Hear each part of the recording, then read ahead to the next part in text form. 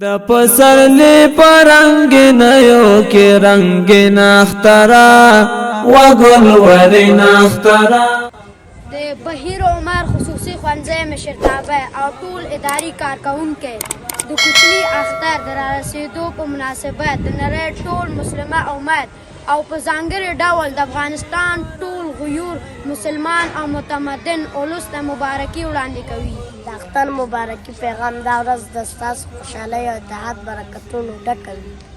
درنو هېوادوالو اختر مبارک شه. هېوادوالو اختر مو مبارک شه. الله تعالی دا اختر د خوشحالۍ او سولې او برکت سرچینه کړي. روژې، تراویح، لمونځونه، عبادتونه او صدقې مو د رب په لوی دربار کې قبول او منظور شه. د یو سرلوړ او آباد افغانستان په هیله. هېوادوالو اختر مو مبارک.